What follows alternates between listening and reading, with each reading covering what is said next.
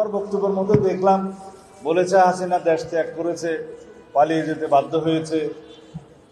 আমি বলি হাসিনার দেশ এটা কখনো ছিলই না।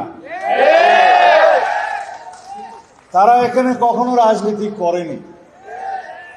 এদেশের মানুষের এবং গণতন্ত্রের পক্ষে মুজিব এবং হাসিনা কখনো ভূমিকা রাখেনি। মুজিব ভূমিকা রেখেছিল এই দেশে একদলীয় স্বৈরতন্ত্র বাকশাল প্রতিষ্ঠার জন্য, একদলীয় রাষ্ট্র ব্যবস্থা প্রতিষ্ঠার জন্য, এবং নিজেকে একনায়ক হিসেবে ঘোষণা করাই তার স্বপ্ন ছিল, তা বাস্তবায়ন করতে চেয়েছে। হাসিনা সেই বাকশালেরই উত্তরসূরি। সে হাসিনা এখানে বাস্তবায়ন করতে চেয়েছে। বাস্তবে বাকশাল থাকবে, কিন্তু উপরে থাকবে একটা গণতন্ত্রের মুখোশ, উপরে থাকবে সাংবিধানিক একটা শাসনতন্ত্রের নমুনা। এটা ছিল বাপ বেটির মধ্যে ব্যবধান, কিন্তু দ্রব্য একই।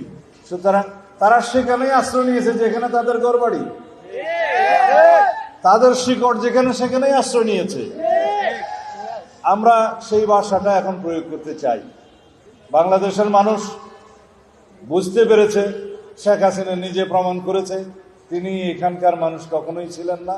তারা এখানে রাজনীতি কখনো করেননি।